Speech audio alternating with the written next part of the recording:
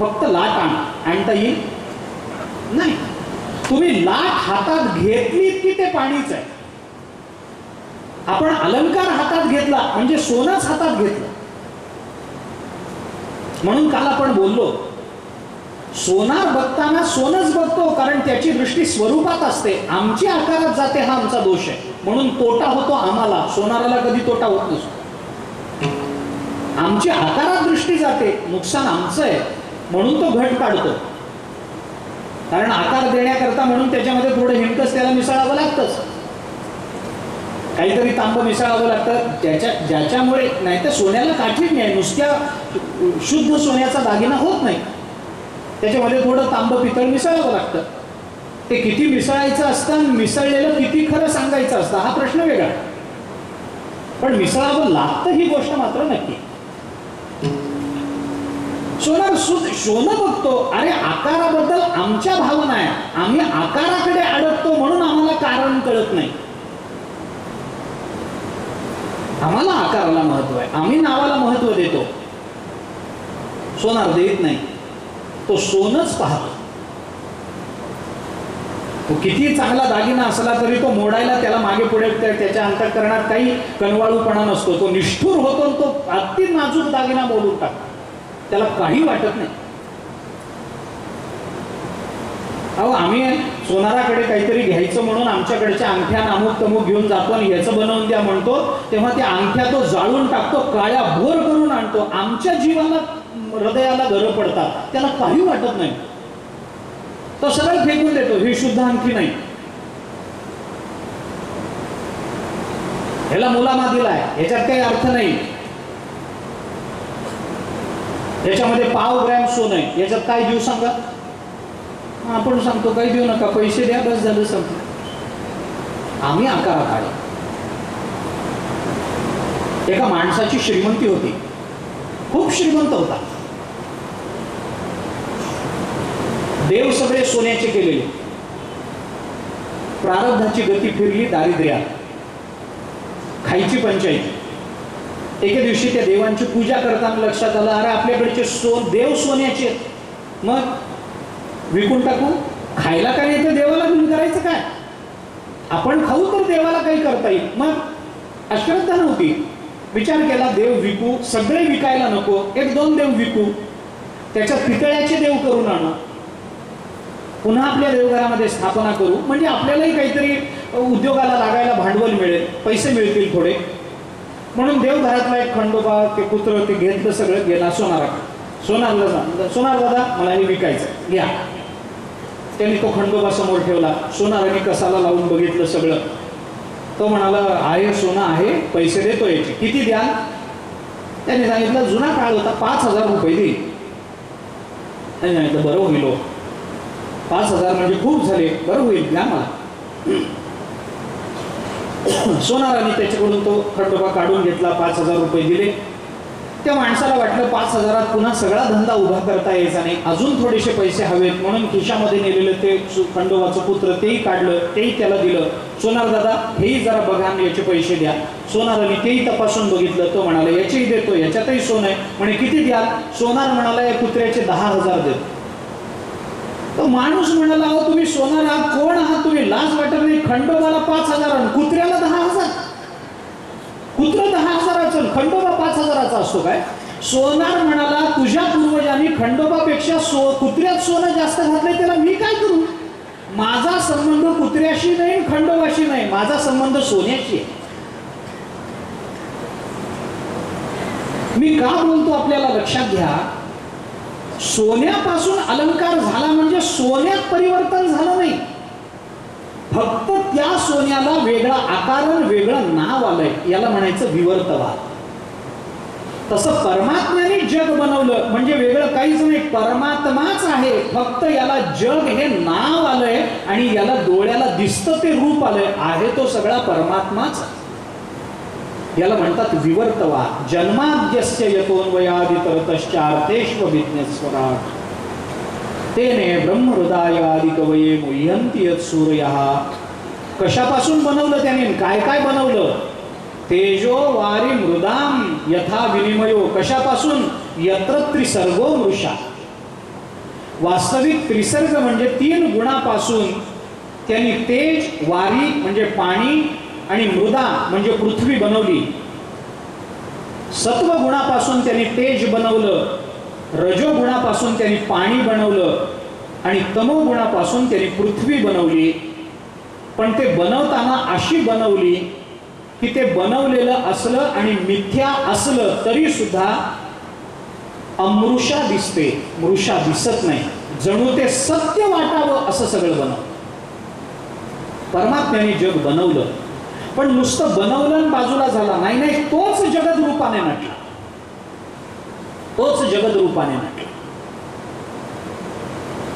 त्यामुळे कारणाला फक्त भिन्न नाम प्राप्त झालं, भिन्न रूप प्राप्त झालं, एवढाच बदल झाला, बाकी काही बदल नाही.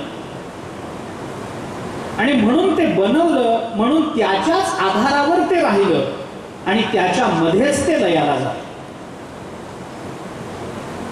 मातीपासून मडकं बनवलं तर माती असं म्हणू शकत नाही आता मडकं बनलं ना चला मी जाते. माती गेली की मडकं संपलंच. मडकं मातीच्याच आधारावर राहील आणि मातीमध्येच लय पावेल. उपनिषदांनी त्याच अर्थाने चिंतन केलंय. याच्या पासून बनलं, याच्या आधारावर राहिलं, याच्या मध्ये लय पावतं, ते कोण आहे ते जाणा.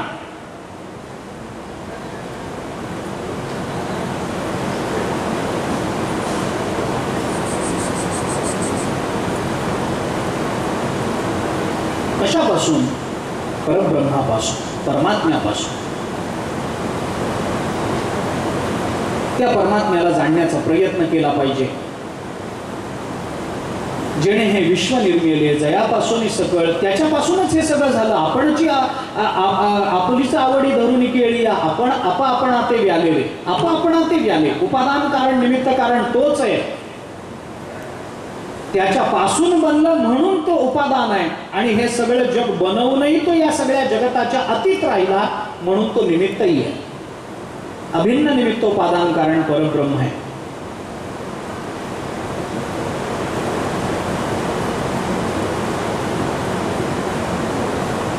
यतो वा इमानि भूतानि जायन्ते येन जातानि जीवन्ति यत्प्रयन्ति अभिसंविशन्ति तद विजिज्ञासस्व तद ब्रह्म. त्या परब्रह्माची जाणीव आपल्याला इथे करून दिली गेली. हे करून देत असताना जसं ज्याच्या पासून बनलं हे म्हणून सांगितलं तसं त्याचं स्वरूपही सांगितलं. सत्यम परम धीमहि. सत्यम परम धीमहि भागवताच्या 12 स्कंदाच्या शेवटी पुन्हा एकदा सत्यम परम धीमहि आहे. कारण उपक्रम आणि उपसंहार याच्यामध्ये ऐक्य असावं असा नियम आहे. याला षड्लिंग निर्णय असं म्हणतात, षड्लिंग तात्पर्य म्हणतात. उपक्रम उपसंहारो अभ्यासो अपूर्वता फलम अर्थवादोपपत्तीच लिंगम तात्पर्य निर्णय. तात्पर्य काढत असताना उपक्रम आणि उपसंहार यांचं ऐक्य असावं म्हणून उपक्रम उपसंहारो असं एकत्रच आणलंय. त्या जिथून आपण सुरू केलं तिथंच त्याच विचारामध्ये परिसमाप्ती झाली तर तो विचार पूर्ण मानला जातो. एका ठिकाणाहून सुरू करायचं आणि चौथ्या ठिकाणी संपवायचं, विचार पूर्ण नाही. जिथून सुरू झालं तिथं आलं पाहिजे. मी जर परमात्म चिंतन करायला प्रारंभ केलेला असेल तर जगताच्या चिंतनामध्ये माझा विचाराचा शेवट करून चालत नाही. तो परमात्म चिंतनातच झाला पाहिजे तर विचार पूर्णतेला गेला. ज्या बिंदूपासून वर्तुळाला प्रारंभ होतो त्या बिंदूतच वर्तुळाचा शेवट होतो ना, तसं उपक्रम आणि उपसंहाराचं ऐक्य असलं पाहिजे. सदैव सौम्येदमग्रासीत एक छांदोग्यामध्ये आलेलं वर्ड, इथून विचाराला प्रारंभ झाला. सदैव सौम्येदमग्रासीत एकमेवाद्वितीयम तदैक्षत बहुस्याम प्रजायेय. एकमेवाद्वितीयम, एकम एव अद्वितीय असं ते परब्रह्म आहे. इथून विचाराला प्रारंभ झाला तर ऐतद आज्ञविदम सर्वम, इथं त्याची परिसमाप्ती केली छांदोग्याने. विचाराची परिपूर्णता तिथे आहे. म्हणून भागवताने जन्माद्यस्य इथून याचा विचार सांगायला प्रारंभ केला. भागवताचा अजून विस्तार आहे या श्लोकाचा, पण वेळ आपल्याकडे कमी असल्यामुळे मी एवढ्यातच आवरतो. मला अजून थोडं पुढे जायचं आहे. 1-2 स्कंधाचा विचार तरी आज मला संक्षिप्त रूपाने आपल्यासमोर मांडला पाहिजे. त्याच्यामध्ये काही गोष्टी सांगणं आवश्यक आहे, मधल्या महत्त्वाच्या अशा गोष्टींचा विचार सांगणं आवश्यक आहे. मी प्रथम स्कंधाचा पहिल्यांदा थोडासा आपल्याला एक सिंहावलोकन करतो आपल्यासमोर. हा पहिला स्कंध, या स्कंधामध्ये एकूण 19 अध्याय. या अध्यायांची वर्गवारी करत असताना भागवताने 3, 3 आणि 12 किंवा 13 शेवटचा एक अध्याय शुकाचार्यांच्या वर्णनाचा, तो जर याच्यामध्ये घेतला तर 3, 3 आणि 13 अशा विभागामध्ये याचं वर्णन केलंय, वर्गीकरण केलंय. हे वर्गीकरण अशा पद्धतीने करण्याचं कारण असं की प्रथम स्कंधामध्ये भागवताला सांगायचं आहे तो म्हणजे अधिकाराचा विचार सांगायचा आहे. कुणाचा अधिकार? भागवत कथा सांगणारा आणि भागवत कथा ऐकणारा, या दोघांचेही अधिकार भागवताला सांगायचे.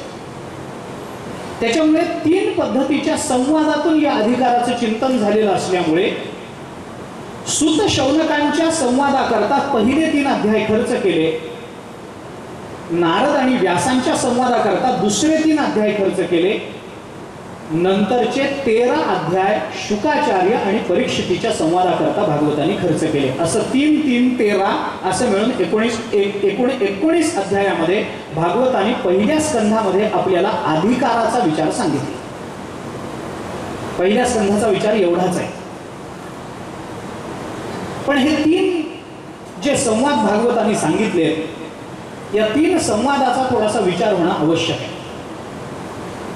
मी या 3 संवादातून भागवताला नेमकं काय सांगायचं हे सांगतो. याच्याकरता 3 संवादांची चर्चा आपल्याला केली पाहिजे. थोडक्यात विचार सांगतो, सूत्र रूपानं बोलतो थोडस. आपल्याकडचे सगळेच ग्रंथ जे मोक्ष पर्यवसायी आहेत, जे आपल्याला परमात्म तत्वाचं प्रतिपादन करून आपल्या जीवनाची धन्यता प्राप्त करून देतात, ते सगळेच ग्रंथ आपल्याकडे संवादाच्या रूपातून प्रकट झाले. तुम्ही वेदातल्या तत्वज्ञानाचा विचार करा, संवादातून वेद प्रकट झाला. अपौरुषेयी असला तरी उपनिषदामध्ये संवाद आहे. कठोपनिषद काढलं, यमनचिकेत्याचा संवाद आहे. छांदोग्य काढा, संवाद आहे.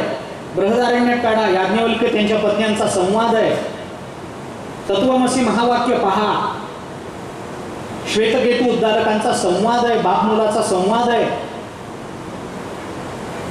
आपण स्मृती ग्रंथ काढून पहा, भगवद्गीता पहा, भगवान श्रीकृष्ण अर्जुनाचा संवाद आहे.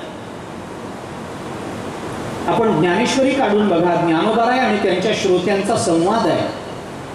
आपण चांगदेव 65 पहा, ज्ञानोबराय आणि चांगदेवांचा संवाद आहे. आपण पुराण काढून पहा, संवाद रूपातच पुराण प्रकट झाली. कारण संवाद केल्याशिवाय दोघांचीही तन्मयता त्या विचारामध्ये सिद्ध होत नाही. याच्याकरता संवादाचा विचार करावा. एक माणूस बोलतो आहे आणि दुसरा ऐकतो, न ऐकतो, उठून जातो, बसतो, काही करतो, असं जर चाललं असेल तर ती तन्मयता नाही. बऱ्याच वेळेला बोलताना वक्ता बोलत असतो, श्रोते बोलत नसतात, पण तरीही तो संवाद असतो. तरीही तो संवाद, कारण वक्त्याचे चेहरे संवाद करत असतात. शब्दरूपाने तो झालेला नसेल कदाचित. शब्दरूप प्रत्येक वेळेला हा शब्द रूपानेच व्हावा लागतो याचं बंधन नाही. याचं बंधन नाही. मला बोरकरांची कविता आठवते. बोरकरांनी एके ठिकाणी म्हटलं, न सांगता तू मला उमगते सारे, कळतात तुलाही मौनातील उशारे, दोघात कशाला मग शब्दांचे बांध, कळण्याचा चाले कळण्याशी संवाद. बोरकरांची कविता. कळण्याचा कळण्याशी संवाद चाले. मी काही बोलत नाही, तोही काही बोलत नाही. जगद्गुरु शंकराचार्यांचं वर्णन करताना हे वर्णन आहे. अहो वटतरोर मुले वृद्धा शिष्या गुरुर युवा, गुरोस्तु मौनम व्याख्यानम शिष्यास्तु छिन्न संशया. एका वटवृक्षाच्या खाली एक गुरु बसलेत, त्यांच्या समोर शिष्य बसलेत. शिष्य सगळे म्हातारे आहेत आणि गुरु मात्र तरुण आहे. उलट आहे. गुरु म्हातारे, शिष्य तरुण नाही. गुरु तरुण आहे, शिष्य सगळे म्हातारे. पण गुरु काहीही बोलत नाही आणि शिष्यांच्या अंतःकरणातले सगळे संशय संपून जातात. कळण्याचा चाले कळण्याशी संवाद. आपल्याकडचं सगळं वाङ्मय संवादातून प्रकट झालं. कारण ऐकणार याला त्याच्यात गुंतवून घेणं, त्याची तन्मयता निर्माण होणं ही आवश्यक असते. आणि सांगणाऱ्याला सुद्धा ऐकणाऱ्यांबद्दलच्या कल्याणाची तळमळ असावी लागते, तर संवाद होतो. नाहीतर एक जण दुसऱ्याला म्हणतो इकडे ये, दुसरा म्हणतो येत नाही जा. हा काही संवाद नव्हे. इकडे ये बाबा, येत नाही जा, काय करायचं ते करून घे. हा काही संवाद आहे काय? इकडे ये रे, हा बोला, काय काम आहे आपलं, मला का हाक मारली तुम्ही, काही सांगायचंय का आपल्याला, हा संवाद आहे. संवादामध्ये वाद होण्याची शक्यता आहे, पण वादाचा संवाद होणं हे अभिप्रेत आहे. वादाचा संवाद झाला पाहिजे. वादे वादे जायते तत्वबोधा. वादातून संवादाकडे जाता आलं पाहिजे. वादे वादे जायते शीर्षभेद हा होऊन चालत नाही. वाद व्हावेत आणि वादातून डोके फोडून घ्यावेत. एकमेकांबरोबर वाद करावा, पण त्या वादातून तत्वबोध व्हावा, तर तो संवाद. एकमेकांशी बोलण्याच्या 4 पद्धती आपल्या संस्कृतीने सांगितल्या आहेत. जल्प, वितंडा, वाद आणि संवाद. 4 प्रकार. त्याची लक्षणं आहेत. परपक्ष निवारण पूर्वक स्वपक्ष स्थापनावती विजिविषगतः जल्पः. दुसऱ्याच्या मताचं खंडन करून स्वतःच्या मताची स्थापना करणं याला म्हणतात जल्प. दुसऱ्याचं म्हणणं ऐकून न घेता किंवा दुसऱ्याचं म्हणणं खोडतच राहणं याला म्हणतात वितंडा. जल्प, वितंडा, वाद आणि संवाद. यातला जल्पन संवाद आपण विसरून गेलो. मधलं फक्त लक्षात राहिलं, वितंड वाद एवढंच लक्षात राहिलं. दुसऱ्याचं म्हणणं खोडून काढत बसायचं याला म्हणायचं वितंडा. दुसऱ्याचं ऐकून न घेता फक्त स्वतःच सांगत बसायचं याला म्हणतात वाद. आणि दोघांच्याही मताची एकवाक्यता जिथं होते त्याला म्हणतात संवाद. जल्प, वितंडा, वाद आणि संवाद 4 प्रकारे एकमेकांशी शब्दानं संबंध जोडण्याचे. आपल्याकडचं वाङ्मय संवादातून प्रकट झालं. कारण ज्ञानोबांनी केलेल्या संवादातून चांगदेव हे परब्रह्म स्वरूपाला प्राप्त झाले. तुकोबारायांनी जगाशी केलेल्या संवादातून अनेक भाविकांना तुकोबारायांच्या स्वरूपाचं दर्शन घडलं. कृतार्थ झालं जीवन. परब्रह्म स्वरूपता प्राप्त झाली. ऐका ऐका भाविक जन, व्हाल कोण कोण ते ऐका. कुणाला म्हणतात तुकोबा? ऐका बाबा, मी तुम्हाला हात जोडून विनंती करतो, तुमच्या चरणावर मस्तक टेकवून प्रार्थना करतो बाबा, इथून तरी पुढे माझा उपदेश आपण ऐका. आता तरी पुढे हाची उपदेश नका करू नाश आयुष्याचा. सकळांच्या पाया माझे दंडवत, आपुलाले चित्त शुद्ध करा. तुकोबा दंडवत घालून सांगतात, हकारोनी सांगे तुका, नाम घेता राहू नका. व्यास महर्षीने सगळ्यांचं लक्ष वेधून घेऊन संवाद केलाय. ऊर्ध्व बाहुर विरौम्येश नच कश्चित् शृणोति मे, धर्मात् अर्थश्च कामश्च सधर्म किं न सेव्यते. मी हात वर करून सांगतो. ज्ञानोबा तीच भूमिका बोलून दाखवतात. अरे मी नुसतं सांगत नाही, वाजत असे बोंब कोणी नायक ठिकाणी. आम्ही बोंब मारून सांगतो तर कोणी ऐकायला तयार नाही. ज्ञानोबायावर संवाद चालू आहे. या संवादाच्या माध्यमातून हाच प्रकार, कारण आत्मज्ञानाच्या मध्ये संवादाचंच माध्यम उपयुक्त ठरतं. नुसतं सांगणं आत्मज्ञानाला कारण नाही, नुसतं ऐकणं आत्मज्ञानाला कारण नाही. ऐकलेल्यातून प्रश्न निर्माण व्हावेत, प्रश्न विचारण्यातून संवाद घडावा आणि संवादातून ब्रह्मबोध व्हावा, ही आपली संस्कृती. म्हणून आत्मज्ञानाकरता सॉक्रेटिसने सुद्धा संवाद पद्धतीच अवलंबिली होती. सॉक्रेटिस ज्या पद्धतीने तत्वविवेचन करत असत त्यांच्या पद्धतीला डायलॉग सिस्टीम असंच म्हणतात. आपण पहा, सॉक्रेटिस असे कुठेही जायचे, फिरायचे, चौकामध्ये माणसं गप्पा मारत उभी राहिली की त्यांच्यामध्ये जायचे. त्या गप्पा कोणतेही विषय, राजकारणाचे असतील, समाजकारणाचे असतील, अमकं असेल, तमकं असेल, इथं जायचं, त्या गप्पांमध्ये सहभागी व्हायचं. मग गप्पा मारताना आता काहीतरी राजकारणाचा विषय निघतोच. असं झालं, तसं झालं, यांनी असं केलं, त्यांनी तसं केलं.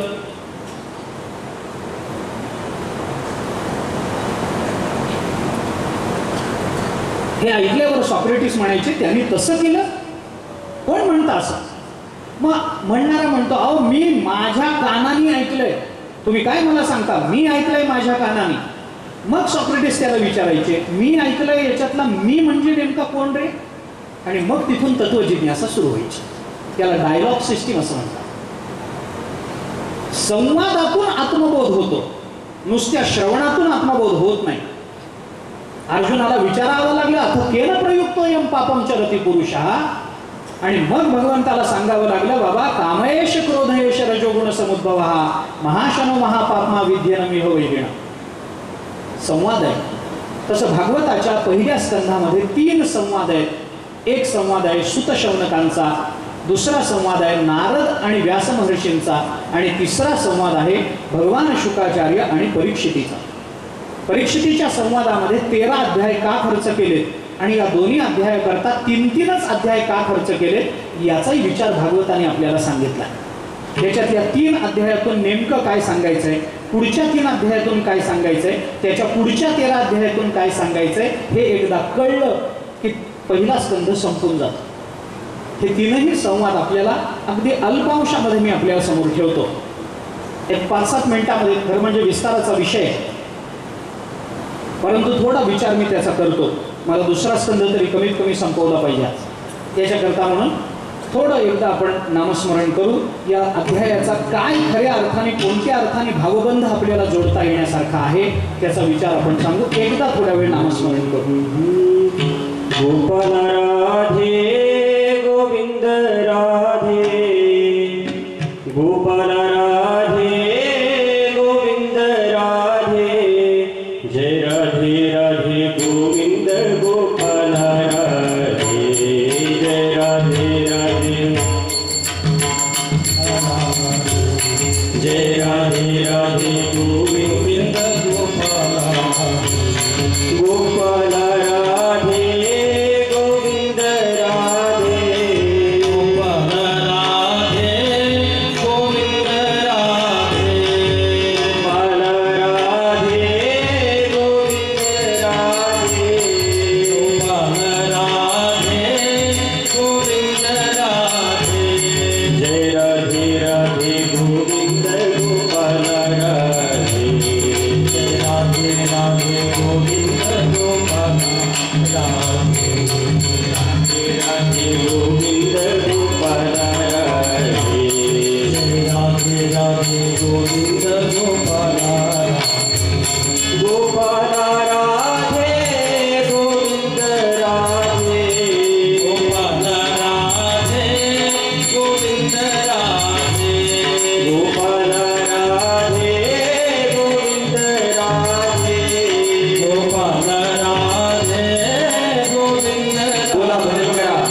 गोपाल राधे गोविंद राधे, गोपाल राधे गोविंद राधे, जय राधे राधे गोविंद गोपाल राधे, जय राधे राधे गोविंद गोपाल राधे, जय राधे राधे गोविंद गोपाल राधे, राधे राधे गोविंद गोपाल राधे, गोपाल राधे गोविंद राधे, गोपाल राधे गोविंद राधे, गोपाल राधे गोविंद राधे, गोपाल राधे गोविंद राधे, जय राधे राधे गोविंद गोपाल राधे, जय राधे राधे गोविंद गोपाल राधे, जय राधे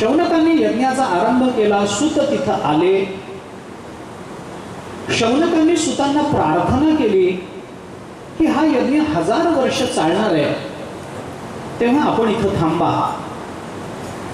आमचे काही प्रश्न आहेत, ते प्रश्नांची उत्तर कृपा करून तुम्ही आम्हाला द्या.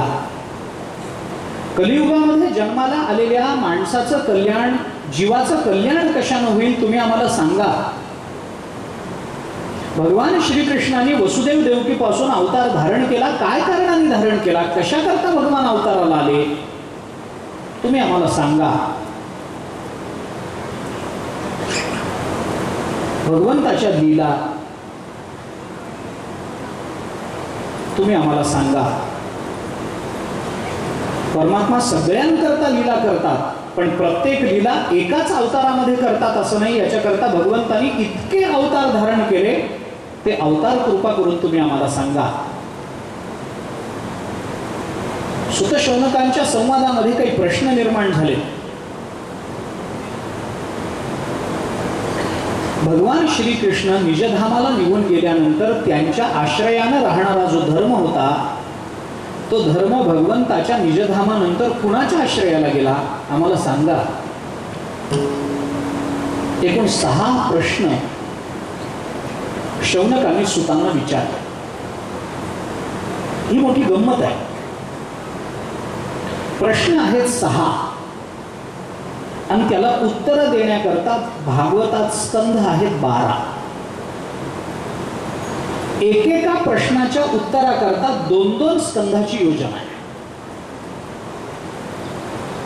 दुसरी संगती त्याची अशी आहे की भगवंताचं वर्णन करून सांगा, भगवंताच्या लीलांचं वर्णन करून सांगा, अवतार विग्रह सांगा. हे सगळं सांगितल्यानंतर किंवा धर्म कुणाच्या आश्रयाला गेला वगैरे ही सगळी प्रश्न विचारल्यानंतर या 6 प्रश्नाच्या उत्तराकरता म्हणून सुतांनी, नारदांनी आणि भगवान शुकाचार्यांनी जो विस्तार केला, ते या एकेका प्रश्नाच्या उत्तराकरता म्हणून भगवंताच्या एकेका गुणाचं वर्णन केलं. कारण आपण बोललो की भागवत हे भगवत प्रोक्त आहे.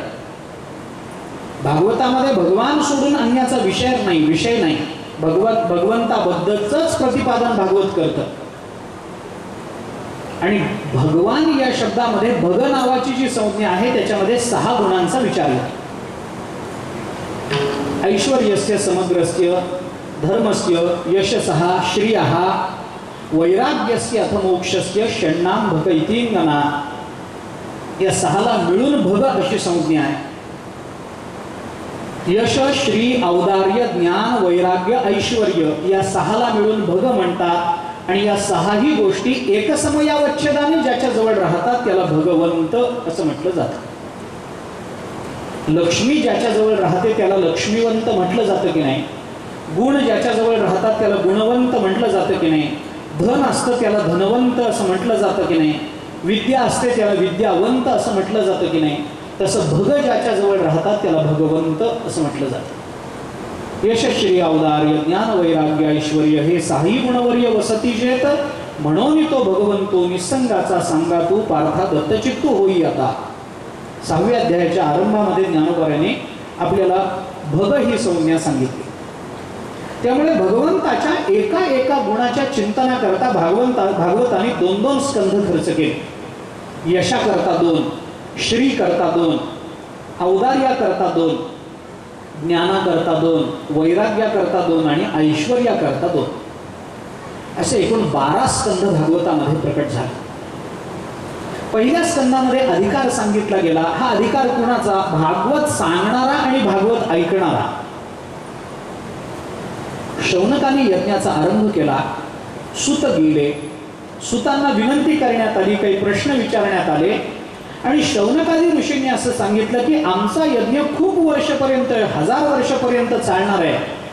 या यज्ञामध्ये मध्ये आम्हाला ज्या वेळेला यज्ञ कर्म नसेल त्यावेळेला जी मध्ये विश्रांतीची वेळ असेल त्यावेळेला तुम्ही आम्हाला भगवंताच्या लीला सांगा. सूतांनी ते मान्य केलं. सूत तिथे राहिले. मला विस्तार करायचा नाहीच आहे. गंमत ही आहे की सुत शौनकांच्या संवादामध्ये जे भागवत प्रकट झालं ते भागवत शौनक श्रवणार्थी आहे, सुत हे वक्ते. वंशानं सुतांचा अधिकार मोठा नाही, पण ज्ञानानं सुतांचा अधिकार मोठा आहे.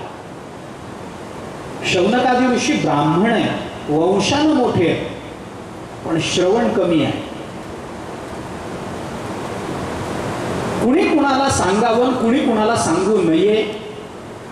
पद्मपुराणाने भागवताच्या संबंधामध्ये भागवत कुणी सांगावं याचं चिंतन सांगताना असा अधिकार देतं, विरक्तो वैष्णवो विप्रो वेदशास्त्र विशुद्धीकृत दृष्टांत कुशलो धीरहा वक्ता कार्येती निस्पृहा.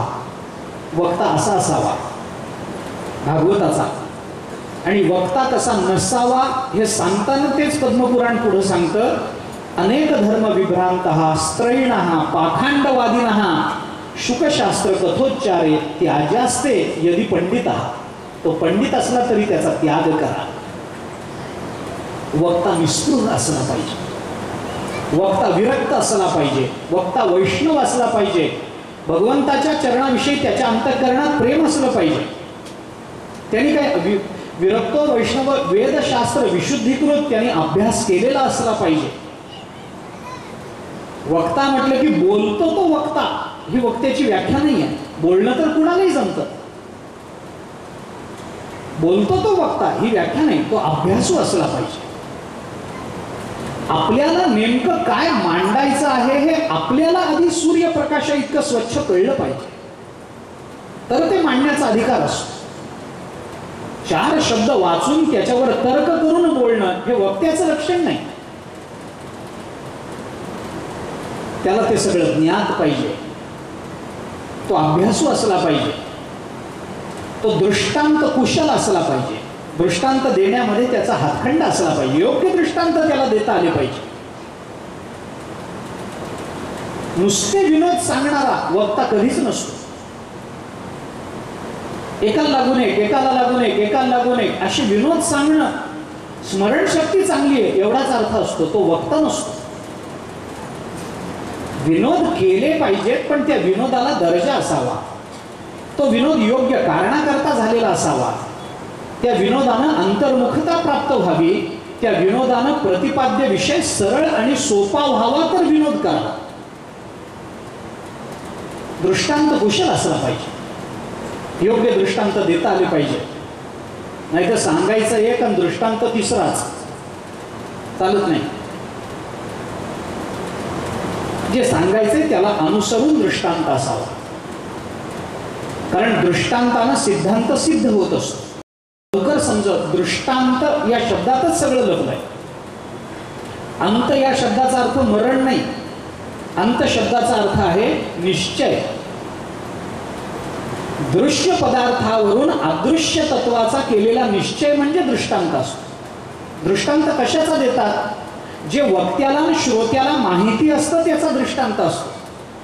फक्त वक्त्याला जे माहिती आहे त्याचा दृष्टांत कधीच नसतो. जे दोघांनाही माहिती असावं तर तो दृष्टांत होतो.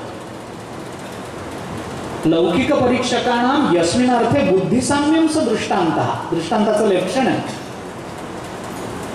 लौकिक परीक्षकांना, लौकिक म्हणजे वक्ता, परीक्षक म्हणजे श्रोता, या दोघांचंही जिथं बुद्धिसाम्य झालेलं असतं त्याचा दृष्टांत असतो.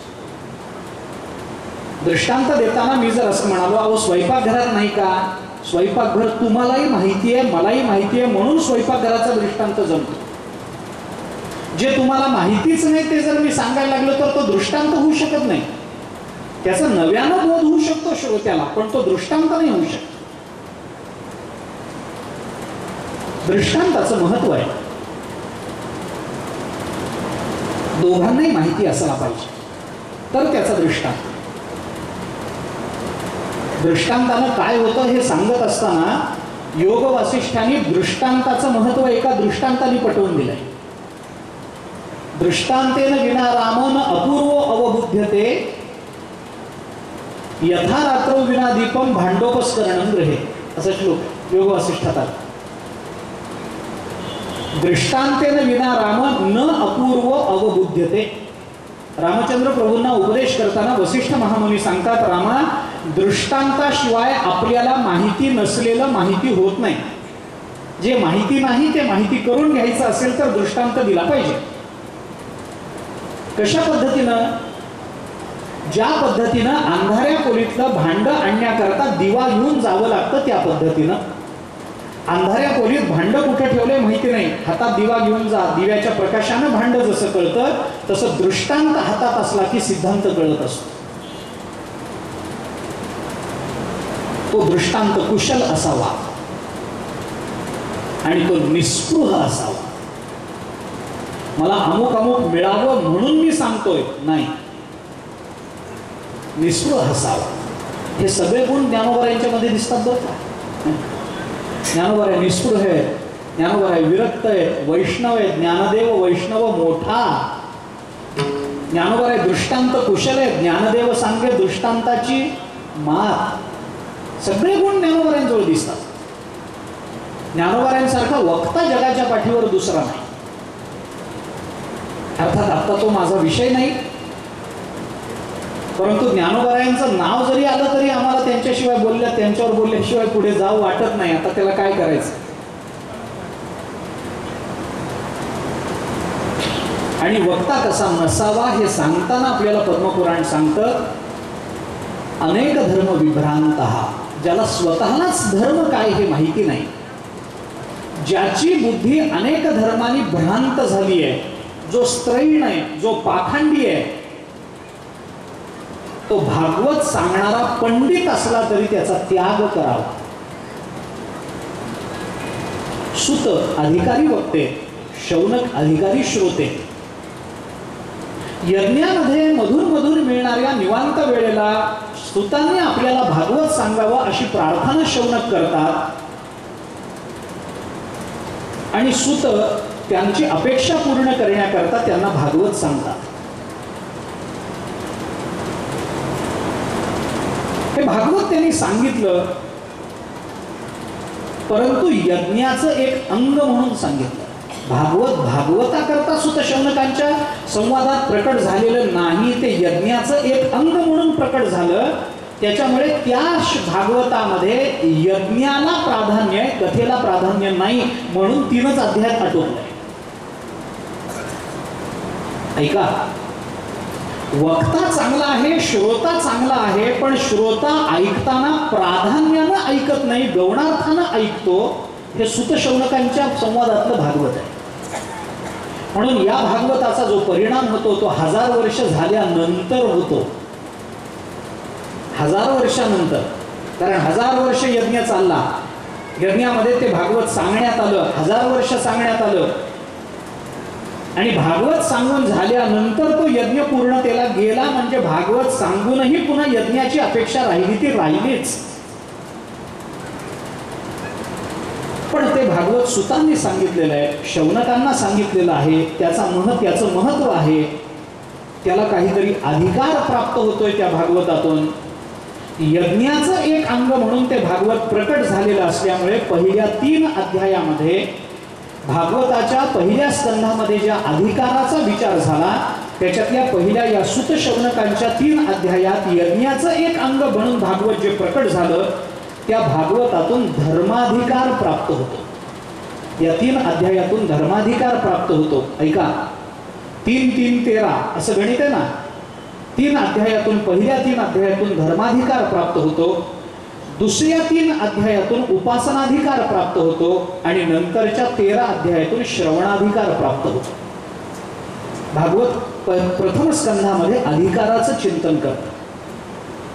अधिकार 3, धर्माधिकार 1, उपासनाधिकार 2 आणि श्रवणाधिकार. श्रवणाधिकार हा ज्ञान भक्तीचा अधिकार आहे. उपासना अधिकार हा साधनाधिकार आहे आणि धर्माधिकार हा कर्माधिकार आहे. कारण यज्ञ कर्माधिष्ठित आहे.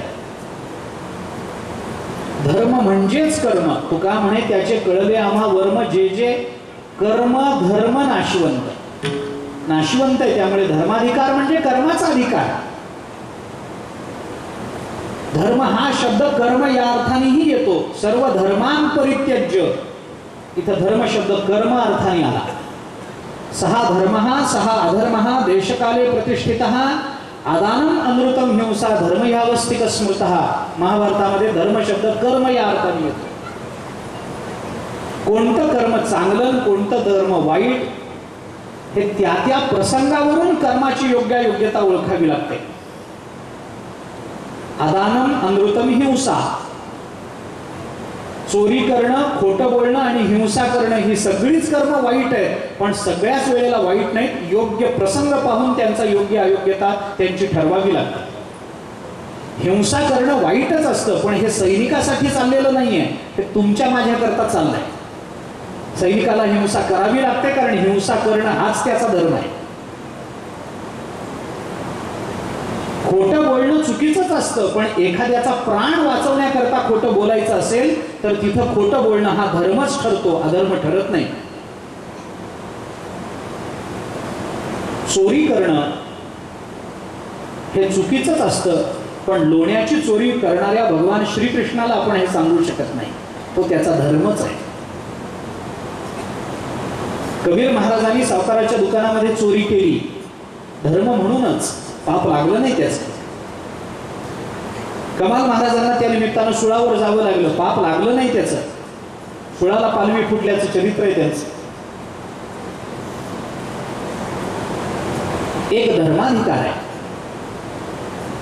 यज्ञामधून का असेना, पण श्रवणाची इच्छा आहे ना शौनकांची. सुतांनी शौनकांना भागवत सांगितलं. नैमिषिक क्षेत्रामध्ये ते भागवत प्रकट झालं. याच्यामध्ये सुतांनी जो उपदेश शौनकांना केला, त्या उपदेशाचा गाभा किंवा त्या उपदेशाचा सगळ्यात महत्वाचा भाग जर कोणता असेल तर सुतांनी शौनकांना पुरुषार्थ विचार जो सांगितला तो त्या सगळ्यात महत्वाचा विचार आहे. धर्म, अर्थ, काम आणि मोक्ष या पुरुषार्थाची प्राप्ती करून घेणं हे मानवी जीवनाच्या कल्याणाकरता आवश्यक आहे. पण हे पुरुषार्थ काय म्हणून अभ्यासावे, या पुरुषार्थाकडे बघण्याची माणसाची दृष्टी काय असावी, वृत्ती काय असावी, याच्यावर सुतांनी प्रकाश टाकला.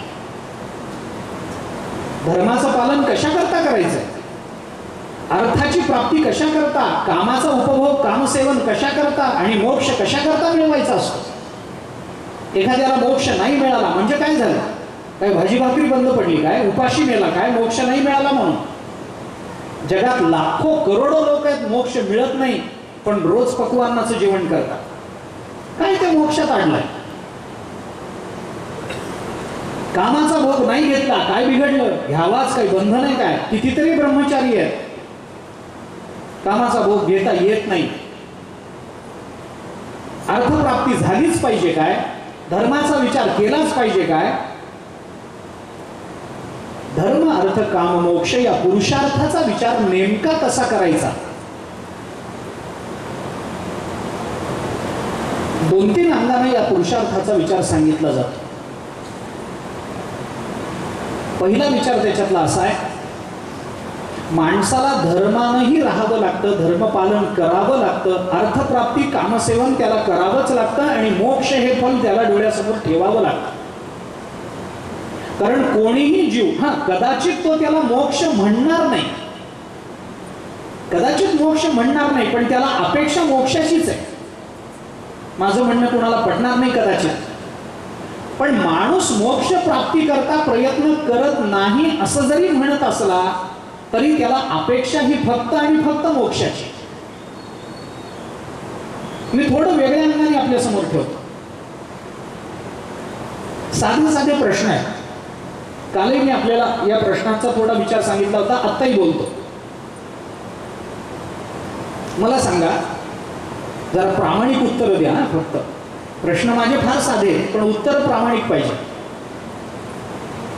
आपल्याला सुखाची अपेक्षा आहे का दुःखाची? सुखाची, मान्य, पटलं. आपल्याला ज्या सुखाची अपेक्षा आहे ते सुख दुःख जाऊन मिळावं वाटतं का दुःख राहून? दुःख जाऊन, बरोबर. दुःख जाऊन जे सुख आपल्याला मिळावं वाटतं ते गेलेलं दुःख पुन्हा किती दिवसांनी परत यावं असं वाटतं? कधीच नाही. बरोबर. दुःख जाऊन जे सुख मिळावं वाटतं ते मिळालेलं सुख पुन्हा किती वर्षांनी आपल्याला सोडून जावं असं वाटतं? कधीच नाही. 4 प्रश्न आहेत. 4ही प्रश्नांची उत्तर आपण बरोबर दिली. धन्यवाद. आता मी याचा गोषवारा सांगतो. आपल्याला सुखाची अपेक्षा आहे, आपल्याला दुःख जाऊन सुखाची अपेक्षा आहे, आपल्याला गेलेलं दुःख पुन्हा कधीही यायला नकोय आणि आलेलं सुख पुन्हा कधीही जायला नकोय. बरोबर. म्हणजे आमच्या जीवनातलं दुःख जावं तर कायमचं जावं आणि आम्हाला सुख मिळावं तर ते कायमचं मिळावं ही सगळ्यांची अपेक्षा आहे का नाही? आहे. मग दुःखाचं कायमचं जाणं याला म्हणतात दुःखाची आत्यंतिक निवृत्ती आणि सुखाचं कायमचं येणं याला म्हणतात आनंदाची प्राप्ती. दुःखाची आत्यंतिक निवृत्ती आणि आनंदाची प्राप्ती, नित्य प्राप्ती, हे जर सगळ्यांना अपेक्षित असेल तर वेदांत यालाच मोक्ष म्हणतो. म्हणून मोक्षाचीच सगळ्यांना अपेक्षा आहे. मोक्ष मोक्ष म्हणजे काय? दुःख निवृत्तीपूर्वक आनंदावाप्ती म्हणजे मोक्ष आहे. दुःखाचं कायमचं जाणं आणि सुखाचं कायमचं येणं म्हणजेच मोक्ष आहे. ज्याला मोक्ष मिळाला त्याला दुःखाचा स्पर्श जर नसेल तर तिथं दुःख नाही. मग दुःख कायमचं जावं वाटतं ना? वाटतं. सुखाने कायमचं यावं वाटतं ना? वाटतं. अरे हाच मोक्ष आहे. म्हणून मोक्षाचीच सगळ्यांना अपेक्षा. विचार करा. हा मोक्ष शब्द तुम्ही वापरू नका. ठीक आहे, मी मान्य करतो तेवढं. मोक्ष नका म्हणू त्याला. मोक्ष म्हणल्याने उगीच आध्यात्मिक झाल्यासारखं वाटत असेल, राहू द्या बाजूला. पण आपल्याला मी एक गोष्ट सांगतो की आपण संज्ञा नाकारू शकता, संकल्पना नाकारू नाही शकत. संज्ञा नाकारणं तुमच्या हातात आहे. तुम्ही दुसरं काहीतरी म्हणा. मोक्ष म्हणायचं नसेल तर दुसरं नाव द्या काहीतरी त्याला. पण मूळ गाभा विचाराचा आहे तो तोच आहे. बरं. मोक्षाची जशी अपेक्षा आहे तसं मोक्ष साधन म्हणून आम्हाला अर्थप्राप्तीची अपेक्षा आहे का नाही? कामप्राप्तीची अपेक्षा आहे का नाही? आहे. माणसाला अर्थही पाहिजे, कामही पाहिजे, मोक्षही पाहिजे, धर्मही पाहिजे. धर्मानं वागायला कुणाला आवडत नाही? सगळ्यांनाच आवडतं. आपलं मन आपल्याला धर्मानंच वागायला सांगतं, पण आपण मनाचं ऐकत नाही म्हणून अधर्म घडतो. एखाद्या वेळेला मनाचं ऐकून तरी पहा. मन कधीही अधर्माकडे प्रवृत्त करत नाही आपल्याला. थोडं मनाचं ऐका. मनाला विचारून तरी पहा. बाकीचं जाऊ द्या. मनाला विचारून तरी पहा मन काय सांगतं. अहो साधं मला सांगा, हातात तंबाखू घेतलेल्या माणसानं तंबाखूला चुना लावण्याच्या पूर्वी मनाला विचारावं हे खाणं चांगलं आहे का वाईट आहे? मन काय सांगतं सांगा. चला बाकीचं सोडून द्या सगळं. तुमचं प्रामाणिक मन तुम्हाला काय सांगतं? हे खावं म्हणतं का खाऊ नये म्हणतं? खाऊ नयेच म्हणतं, पण आपण त्याचं ऐकत नाही म्हणून पुढचं सगळं घडतं. कोणतं मन आहे जे आम्हाला प्रामाणिकपणानं म्हणतं खा खा तंबाखू त्याच्याने अमृताची प्राप्ती होते? कोणतं मन म्हणतो ओढ ओढ सिगारेटी ओढ काही होत नाही त्याच्याने? कोणतं मन म्हणतं पी दारू पी काय होतं त्याच्याने बघू तरी एकदा? मन म्हणतं काय? नाही. मन पहिल्याही वेळेला आपल्याला सांगत असतं हे तोंडाला लावू नको बाबा, चांगलं नाही. प्रामाणिक मन सांगतच असतं. सताम संदेहपदेषु वस्तुषु प्रमाणम अंतःकरणं प्रवृत्तया, कालिदासाचं वचन आहे. सताम सोडून द्या, पण अंतःकरण प्रवृत्ती ही आम्हाला प्रत्येक वेळेला आमच्या संकटातून बाहेर काढण्याचाच प्रयत्न करते, पण आम्ही आमच्या अंतःकरणाकडे लक्ष देत नाही. अडचण ही आहे. धर्मानं वागायला आवडतंच, धर्मानं वागलंच पाहिजे. धर्म अर्थ काम मोक्ष याच्यात अर्थ आणि कामाचा तिटकारा नाही आहे. अर्थ काम पाहिजेच मानवी जीवनामध्ये, नाही तर सातत्य टिकत नाही. सुसंस्काराचं सातत्य टिकायचं असेल तर काम पाहिजेच. कामाचा त्याग करून चालत नाही. कामानं मनुष्य कामी होतो म्हणून कामाचं सेवन करायचं नाही असं चालत नाही. असं नाही चालत. वात्सायना नाही कामसूत्रामध्ये दृष्टांत असा दिलाय, पक्षी पिकं खातील म्हणून तुम्ही काही पीक लावायचंच बंद करणार आहात काय? पक्षी दाणे खातील म्हणून तुम्ही ज्वारी पेरणारच नाही आहात काय? अरे पक्षी दाणे खातील, कमी खातील. एखादा दुसरा कुणीतरी कामाचा आसक्त होऊन कामातील एकानं मूर्खत्वाला एखाद्या अधोगतीला प्राप्त होईल. पण ह्याचा अर्थ काम नकोच असं नाहीये, काम पाहिजेच आहे, पण तो धर्माला विरुद्ध नसावा. गीता बोलते धर्मा विरुद्ध भूतेषु कामोस्मी भरतर्ष. म्हणून याची संगती लावताना 2-3 पद्धतीनं संगती आहे. अर्थकाम पाहिजे ना, त्याला संसार म्हणून प्राधान्य द्यायचंय ना, अवश्य द्या. पण एक काम करा, एका बाजूला धर्माचा तट आणि दुसऱ्या बाजूला मोक्षाचा विचारांचा तट, या दोन्ही तटांमध्ये असणारा अर्थ आणि काम मानवी जीवनाला कृतार्थ बनवतो. तट सोडून अर्थ आणि काम बाहेर पडला की तो जीवनाचा विनाश करतो. नदी जोपर्यंत 2 तटातून वाहते आहे ना, तोपर्यंत गावाला ती समाधान देते, गावाची तृष्णा भागवते, गावाला पाणी पुरवते.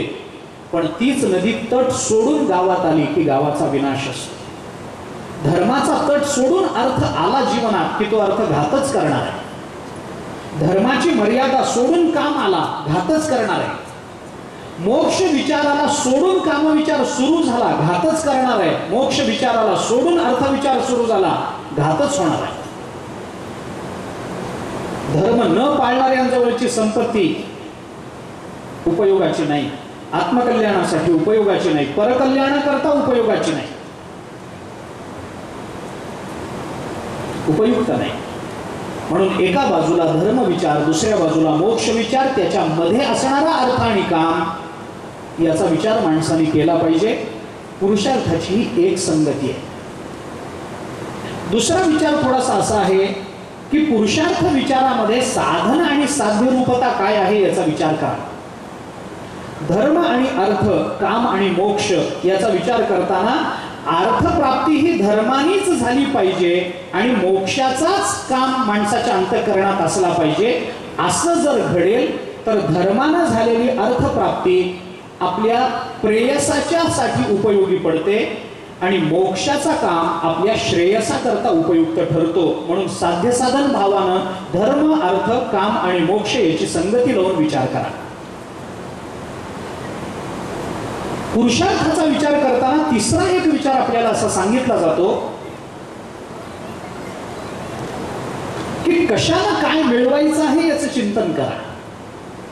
अर्थप्राप्ती करा पण धर्माकरता करा आणि कामप्राप्तीही करून घ्या, फक्त ती मोक्षाकरता